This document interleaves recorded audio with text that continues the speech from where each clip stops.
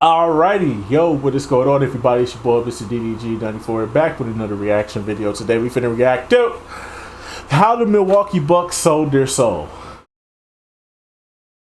I wonder what this video could mean. I don't think we sold our soul. I think we just had a bad, year. It's all it is. It's a bad year. I'm pretty sure next year we're gonna get it right. Giannis said he finna work out with Dame all summer. Hopefully Dame get Giannis shot right so this nigga can have a midi at least. Because if Giannis got a midi, we straight. Y'all can't do shit with us now.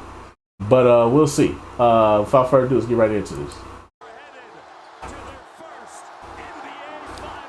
The entire offense of the Milwaukee Bucks appears to have been neutralized. I remember somebody talking about how Giannis was going to dunk his way through the playoffs and yada, yada, yada. Listen, this man is right now, he's the most overrated in basketball. Look, for the second straight year, they have the best record in And that's why Ryan Hollins got fired from ESPN.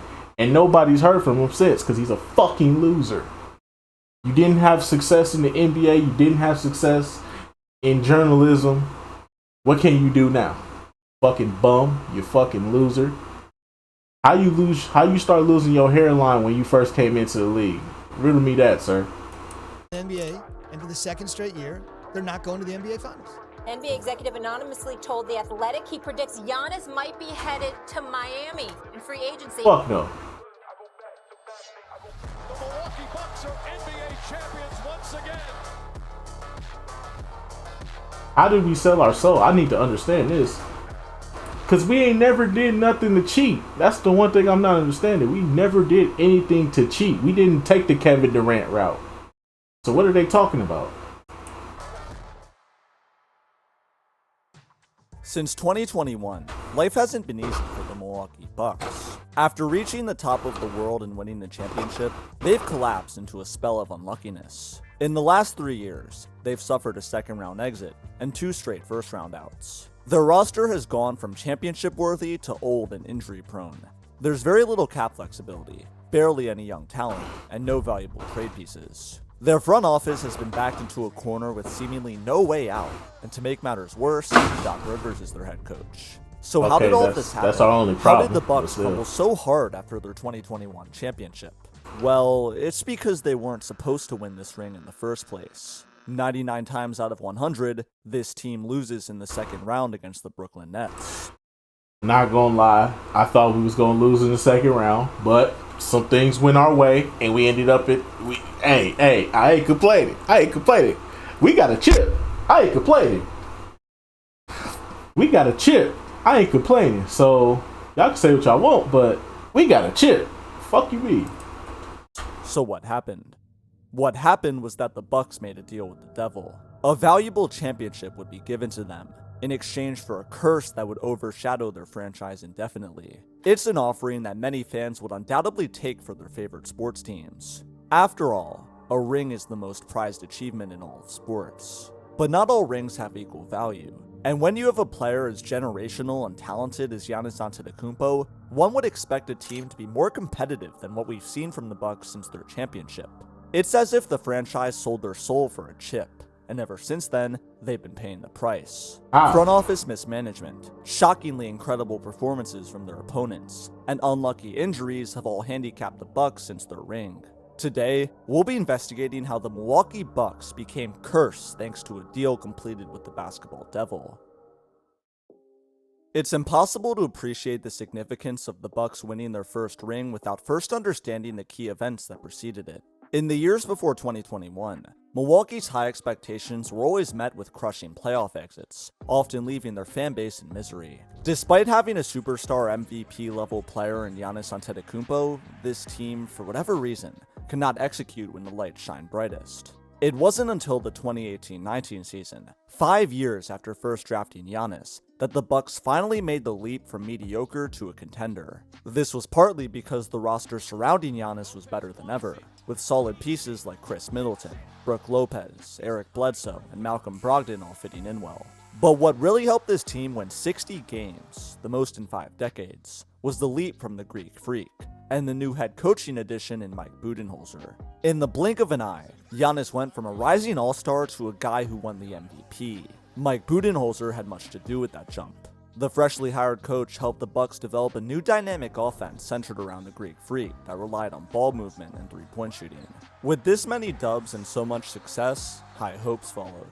A team that was a first-round out just 1 year prior was now widely projected to make a finals run at the very worst. Through the first 2 rounds of the 2019 playoffs, the Bucks proved all their believers right. They steamrolled past the mediocre Detroit Pistons in 4, and then, to the surprise of many, easily dismantled the Boston Celtics in 5. They made quick work of their opponents, setting up a much-anticipated date with the Toronto Raptors in the Eastern Conference Finals. Who I predicted that the Raptors was gonna beat the Bucks. I said there's no way you can beat this team with Kawhi Leonard. I always knew that Kawhi could be the best player in the league when he wants to be. And in 2019, Kawhi Leonard was the best fucking player in the league. It wasn't even up for fucking debate. So I already knew Kawhi was gonna whoop the Bucks ass. So I didn't really get mad. I was like, I kind of knew that was gonna happen. I was just shocked we went up 2-0 and then got swept the rest of the way. We got the reverse sweep. That's crazy. Many in Milwaukee saw this Raptors team and side-eyed them. Fans relished the opportunity to destroy these miracle merchants and secure their ticket to the finals. But unfortunately for the Cheeseheads, this was the year of Kawhi Leonard, not Giannis. Sir, don't ever compare us to no fucking Cheeseheads. That is the Green Bay Packers. That is not the Milwaukee Bucks. We are not fucking Cheeseheads. Don't ever compare those two again. Milwaukee is Milwaukee. Green Bay is Green Bay. 2 different cities, 2 different dynamics. Keep that Cheesehead shit over there with them. Fuck is you talking about? Antetokounmpo. And for Giannis, this series would be his greatest nightmare come to life. In the Eastern Conference Finals, the Raptors crushed the Bucks' spirit in a 4-2 series victory. After jumping out to a 2-0 lead, Milwaukee collapsed in brutal fashion, dropping 4 straight games. Giannis's MVP breakout season, which was expected to end with him lifting the Larry O'Brien trophy, instead ended with him being posterized by Kawhi Leonard in front of a rowdy Raptors crowd. He and the rest of his team had been thoroughly outplayed and locked up. Anticlimactic couldn't even begin to describe it. 60 wins, but a blown 2-0 lead. A team touted as having elite depth, only for it to wither away in the playoffs. A Giannis MVP, but a poor showing in the biggest series of his career. And even worse was that many in Wisconsin feared the young power forward was a ticking time bomb. This was because in the summer of 2021, just 2 years from this point, Giannis was set to be an unrestricted free agent. With each playoff loss that mounted, fans grew more and more worried that the Greek Freak would start to look at other destinations to join. I wasn't worried at all. I'm still not worried. The 2019 offseason saw the Bucks lose a few solid pieces, but all in all, they were still relatively the same squad once the 2019-20 season began. In this year, the Bucks were completely dominant, going 53-12 through the first 65 games of the season. They were putting together one of the greatest regular seasons in NBA history, with Giannis playing so well that he acquired yet another MVP. But once the season was shut down and resumed a few months later, this group deteriorated into a shell of their former selves in the bubble. They went from overpowering their opponents to playing down to their competition, getting destroyed by the Miami Heat in round 2 of the playoffs in a gentleman's sweep. Giannis failed to show up again, finishing with disappointing numbers in a series where many expected him to prove he was the best player in the world. The Bucks were mercilessly mocked on social media and in the sports world. To be fair, it was the pandemic year. I don't think that's fair, because that was the pandemic year. Wasn't nobody in the best shape to win a fucking championship. Mentally, physically, emotionally, I don't think nobody was prepared to win a championship that year. All the good teams, at least, weren't ready to win a championship that year. This was supposed to be their shining moment, but instead, a second straight playoff failure had hit Milwaukee, this one being far worse than the last. And now, all eyes were focusing on Giannis' contract situation. Would he accept the contract extension from the Bucks already on the table, or would he play the year out and search for greener pastures in the summer of 2021?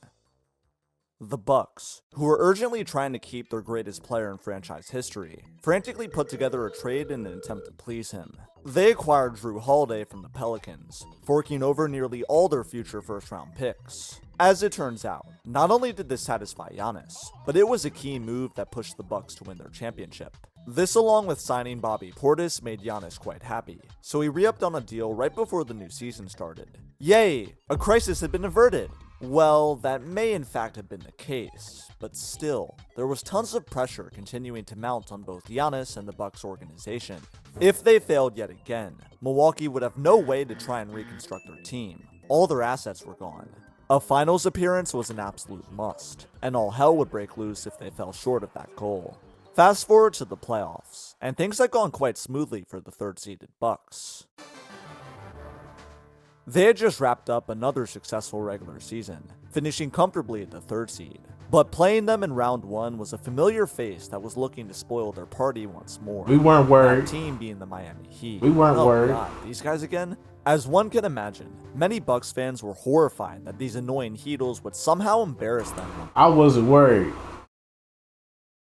As Bucks fans, we weren't worried. We knew we could handle these niggas. It was like last year, that was the bubble. Let's see what they do this year when we back in normal, when everything is back to normal. Let's see how it works there. Show enough. Whoop they ass. 4 quarters through game 1, that fear seemed to be coming Whoop true, they ass. as the mediocre 41 Heat were fighting tooth and nail with the heavily favored Bucks all the way into the closing minutes. Then, in the final seconds with Miami down by 2, Jimmy Butler swooped past the Bucks defense and finished a tough layup to tie the game and send it to OT. It was gonna happen again, wasn't it? Oh man, if the Bucks lost this game, momentum would be overwhelmingly in the Heat's favor, and they'd have a real chance of winning the series. If that happened, the Bucks would have had to tear the whole team down, and they'd be the biggest laughingstocks of the league. Milwaukee feared the worst, so in an act of desperation, they called the basketball devil, and the two soon made a deal. The Bucks would receive. Here you go with this bullshit. We did not take a deal with the fucking devil. What the fuck are you talking? Oh my god.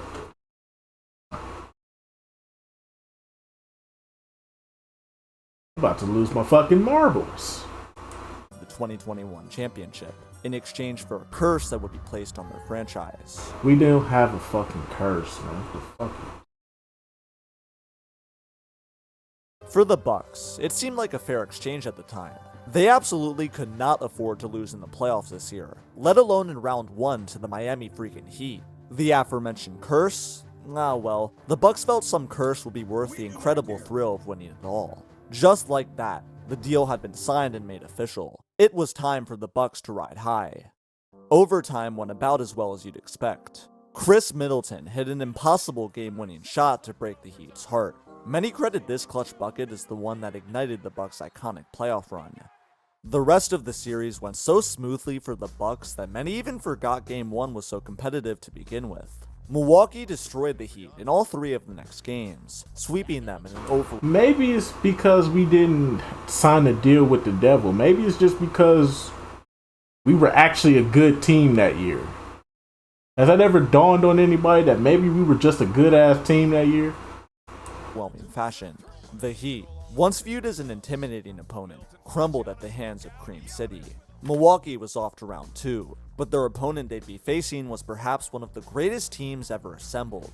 The Brooklyn Nets had just finished humiliating the Boston Celtics in their opening round series. With a big 3 of James Harden, Kevin Durant, and Kyrie Irving, many viewed this squad as the undeniably best team in the league. Yeah, if there was a team I feared, it was these 3 niggas right here. James Harden, Kyrie Irving, Kevin Durant. Who the fuck is beating that? That shit ain't even fair, bruh. That shit ain't even fair. Them niggas are too overpowered, bruh. That was an overpowered ass team, dog. Like that, nigga. The basketball devil, in order to live up to his side of the bargain, had to make some changes to the Nets lineup in order to help Milwaukee. So just 20 seconds into game 1, James Harden suffered a grade 2 hamstring strain on the. Well, this is James Harden. He never shows up. He always lets you down in the playoffs. when you need him most. It's James fucking Harden. Come on now. Routine drive to the basket. The best player for the Nets during their round 1 series was gone just like that. But unfortunately for the Bucks, the Nets even without Harden would still put the hammer down on Milwaukee. Games 1 and 2 were crushing blowouts. The Nets demolished the Bucks at home with little resistance. In Game 3, the Bucks managed to win, but it was hardly convincing at all. They shot just 38% from the floor, scoring 86 points, and winning by just the skin of their teeth with the Drew Holiday clutch layup. The Bucks needed more help here. Another valued player of the Nets needed to go down. So in the second quarter of Game 4, the magic wand from the basketball devil was waved, and it was Kyrie Irving who suffered a brutal ankle injury that ended his season. Well, injuries are unpredictable. You can't predict injuries. They happen. It just happens that way. They're unpredictable. You know what I'm saying? It wasn't like they weren't healthy going into the series.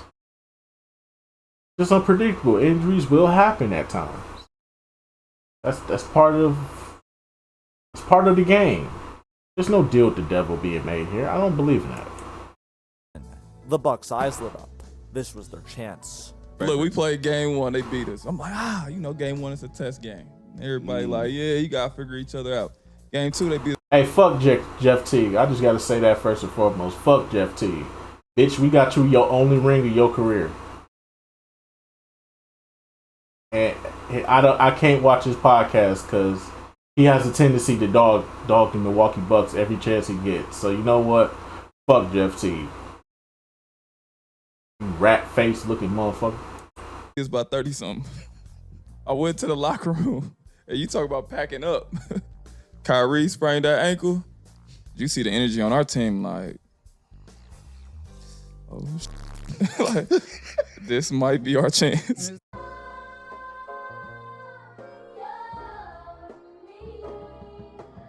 The Bucks soon pulled away in Game 4, taking full advantage of the corpse of Brooklyn with their home crowd cheering them on. But even with Kyrie and Harden out, the Bucks struggled to defeat this Nets squad. They dropped Game 5 because Kevin Durant went nuclear and faced the brink of elimination.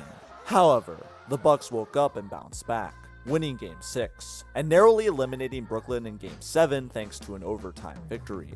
Never mind the fact that Kyrie and Harden were hurt. Never mind the fact that Kevin Durant's foot was just 1 inch away from sending this team home. A win is a win, baby, and this Bucks squad was on to the next round.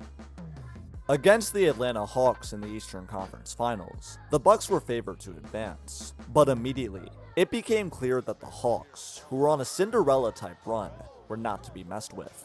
These two split the first 2. Then in Game 3, Atlanta was leading for most of the game and appeared to be well on their way to taking a 2-1 advantage. The basketball devil saw this and rolled his eyes. It was time to give the Bucks another break. Rather than going after the second or third option, the devil instead targeted the top dog, striking star point guard Trae Young. Young, who was responsible for— Who in their right mind believed that the Atlanta Hawks was going to beat the Milwaukee Bucks? Who in their right mind believed that? I really want to know. Because they stole Game 1? Big fucking who, man? It's the fucking Atlanta Hawks. Nobody was taking this team seriously. The fuck? For a 48-point outing in Game 1, and who had 32 points through 3 quarters in Game 3, suffered a ridiculously unlucky ankle injury. He accidentally stepped on a ref's foot, bruising a bone in his right ankle, which would essentially sideline him for the rest of the series. The Bucks had caught another stroke of good luck, and they took full advantage of this injury, winning Game 3. But this time, they'd have to pay a price for their good fortune. See, even the evil basketball devil likes a bit of parody in his sports. And what was happening to the Bucks was non-stop blessing after blessing in the form of their opponent's best players getting hurt. Rather than continuing down this path for the rest of the playoffs, the deity and his good pal Adam Silver conscripted a plan to spice things up. Why not injure Giannis, the superstar himself, to make things more interesting? It wouldn't be an injury that would end his season, but it would be one that severely hindered his abilities. So that's exactly what happened. In Game 4, Giannis suffered a knee hyperextension. It was a devastating injury, and it led to the Bucks getting blown out. The series was now tied at 2. To the surprise of many though, rather than giving up, the Bucks showed a championship mentality. They won both games 5 and 6, thanks to the entire team stepping up in place of Giannis. Okay, so give the team some credit. What the fuck is this whole we sold our soul to the devil? Fuck out of here. Just give our team credit. Why nobody don't want to give our team credit? Why we gotta be the ones that sold our soul? What did we do?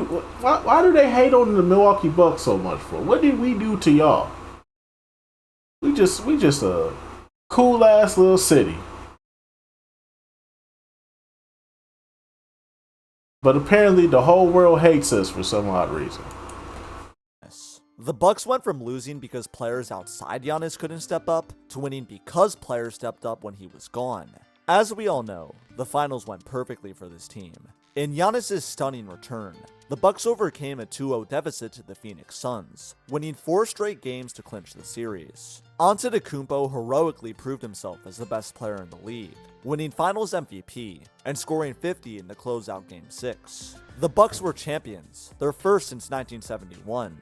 Congratulations, Milwaukee. The basketball devil has granted you your wish of ultimate success. Enjoy it, savor it, drink it in. Good? Good. Now it's time for you to pay up. The curse was officially in full effect, and it would first rear its ugly head in the season following this ring. Entering the 2021-22 season, the Bucks had high expectations of repeating. Now with some championship experience under their belt, there was no reason why this talented roster couldn't replicate it and win one, maybe even a few more.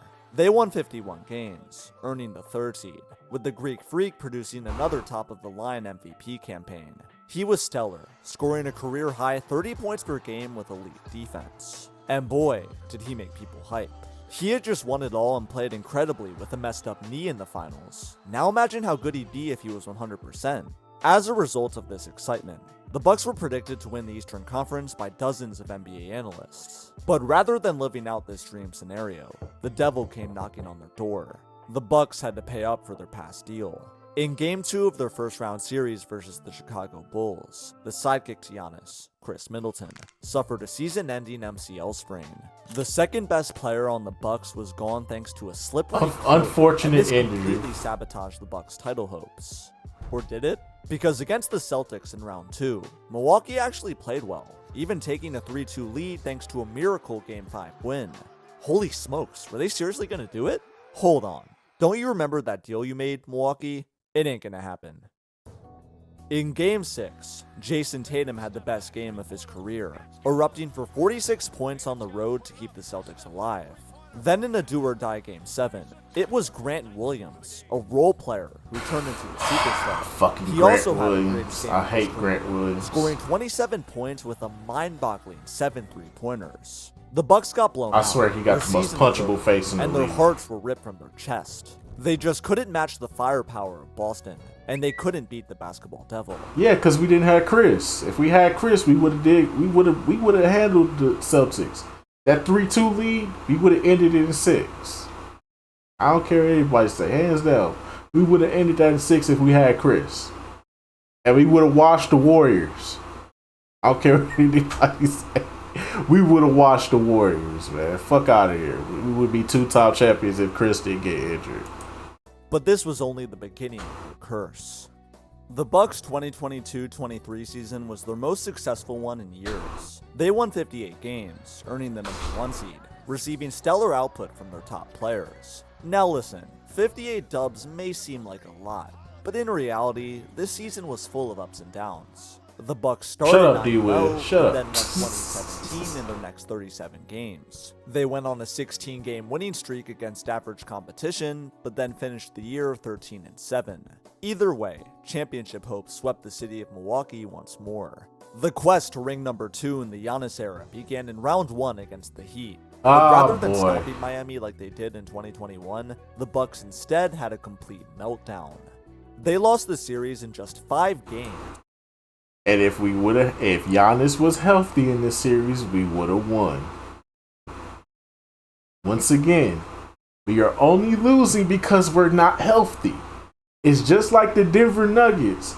If the Denver Nuggets are healthy, trust me,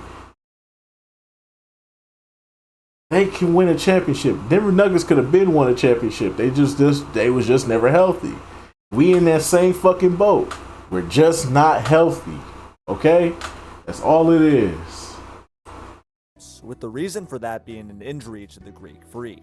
Just 8 minutes into the opening game, Fuck Kevin Love, Giannis man. drove to the rim and took a hard Bitch fall ass to his nigga. back.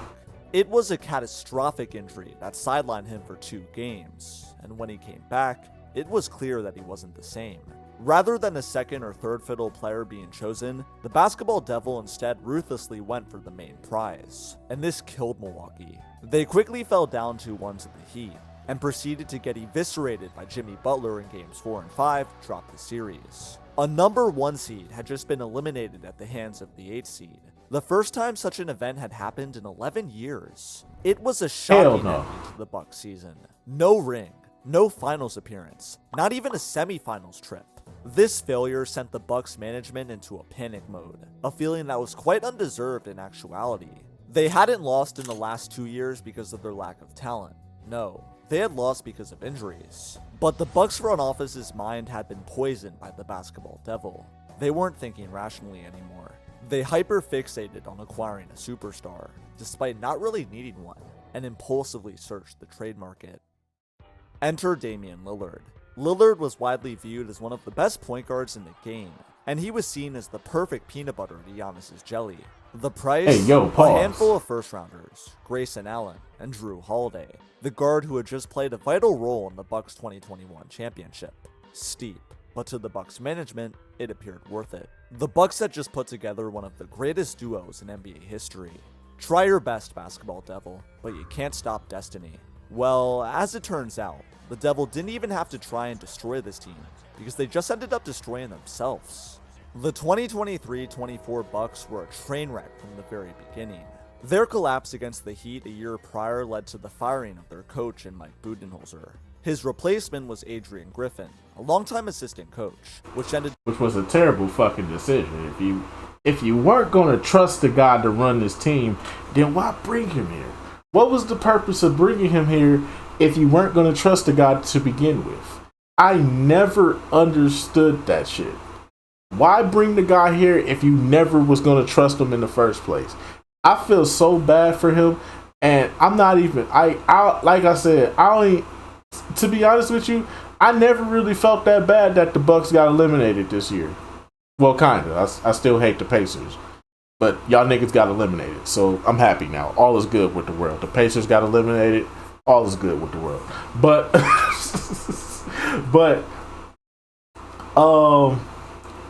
I felt so bad for him because he did not deserve to be treated the way he got treated. Adrian Griffin definitely deserved to finish off the season as the head coach of the Bucks. I did not like when they did that. Ended up being an awful hiring, especially considering top coach Nick Nurse was available on the market. But Giannis insisted that he wanted Griffin, not Nurse, and the Bucks felt they had no choice but to please him. A cruel twist of events. Giannis was doing the devil's job for him. The Bucks opened the year 24-8, but man was this record deceiving. They looked the least bit impressive in each and every W, often struggling to fend off vastly inferior opponents. Their defense, which had been known for its dominance in years past, was gone, leaving many. Our defense was terrible this year. Adrian Griffin never rallied the team around him, and after a series of disappointing losses, was surprisingly canned in late January 2024. Well, listen, at least the Bucks admitted they made a mistake rather than just continuing to play with an obviously crummy coach. Surely the replacement will be excellent. Fuck no. Doc Rivers? God, no sir! Not me! Move. The Bucks were lacking playoff. Hey yo, what the fuck?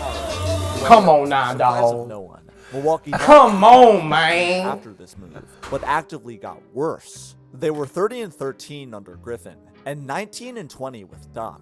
Outside of coaching, the biggest disappointment for this squad was Damian Lillard. The once superstar point guard went from Dame time to lame time. His efficiency crumbled with his new team, his defense was poor, and his three-point shooting didn't hit at the same level as years past. There were even some times when he looked flat out washed on the court. The blockbuster deal expected to propel the Bucks back to the promised land ultimately set them on a downward spiral. AD Wiz, y'all not getting Adrian Griffin. Y'all getting JJ Redick. It's all part of the plan. Didn't you know? It's all part of the plan. Do you remember all You're the gonna suffering draft Giannis Bronny, went through back in 2021 then you're gonna get JJ Redick as a coach. to achieve greatness, all the pain that was inflicted, it was gonna come right back. In Good one luck of the with that. final few Good luck games with of the regular LeBron James season, ruining y'all franchise. tragedy struck Giannis. On a routine inbounds play, he suffered a non-contact calf injury as he was simply walking Yeah, up the season was court. over. It was a cartoonishly evil. Yeah, the season was over after that. I already gave up. I knew Dame. I just wanted us to beat the Pacers just to prove that we can beat the Pacers. If we made it to the conference finals, cool. But our season was over when this happened. Stroke of bad luck, and it sidelined him for the rest of the year. The Bucks were already on pace to lose early in the playoffs. No, we Now, weren't. they wouldn't even be given a fighting chance. But that wasn't enough. In Game 3 of no, the I ain't Pacers seen Bucks it. round one D-Wiz, series, nah. Damian Lillard strained his Achilles on a drive to the rim. It was the re-aggravating of an injury that had bothered him for weeks, and it would be the nail in the coffin for Milwaukee's season. Their fans had to sit and watch as their decaying team was burnt into flames in a round 1 exit. Since winning the finals in 2021, there have only been 3 playoff games in which both Giannis and Chris Middleton have played on the same court together. That's 20 out of 23 postseason games where either of these two have been hurt.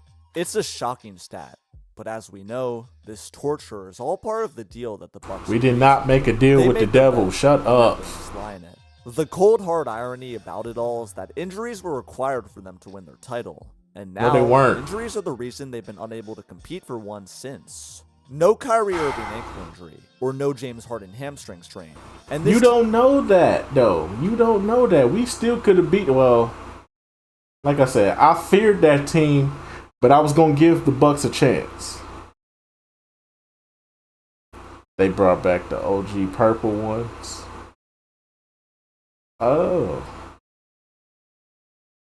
I might have to look at it. Done in round 2. But no Chris Middleton MCL sprain or no Giannis back injury, and we could very well be talking about the Bucks as 2-time champs. That's the beauty of sports. Everything can change in an instant. Hopefully, they And need for to the retire Bucks, his jersey. Game 1 of round 1 of the 2021 playoffs, they abruptly agreed to a deal that changed their future forever. It was a pact that sold their soul for the 2021 championship. Anything that came after that iconic ring, well, it didn't matter to them, because the Milwaukee Bucks got their shining moment once and for all. Now they must pay for it, indefinitely, and watch as the greatest player in their franchise's history waste away the rest of his career fighting for a lost cause. Kyrie did a tweet or an Instagram post or something recently where he was talking about that they should have won the 2021 championship, right? Yeah, he sprained his ankle. He showed the clip. Did you see it? Yeah, I saw it. That was interesting. We still won the championship, though. It don't matter. Anyway, so that's just gonna about do it for this one. I've been triggered by this entire video. This video has triggered the fuck out of me. We did not make a deal with the devil. We just had unfortunate circumstances. It is what it is. Think about it. The Warriors haven't had good seasons either. The Denver Nuggets just got eliminated in the second round by the Minnesota fucking Timberwolves. So as far as it goes, man, the NBA, it just goes to show you that being a champion in NBA is not easy. Trying to repeat is not easy. Shit, trying to three-peat is not easy. You want to know how long? You know how long it's been since a three-peat? 2002. It's been over 20 years since a team has three-peated. So let that sink in for a little bit. But nah, man, I'm not even gonna entertain that we sold our soul to the devil bullshit. That's fucking lies. We just had unfortunate circumstances. Like I said, if we was healthy, we could have. Indiana would have got washed if Giannis doesn't go down. Indiana gets you washed. New York is a fucking joke to us. Boston probably would have been our best fight. And if we face the Dallas Mavericks in the playoffs, 5 games, easy. But anyways, though, let's just go about do it for this one, man. I'll see y'all in the next video. This video triggered the fuck out of me. I'm out of here, man. Bye.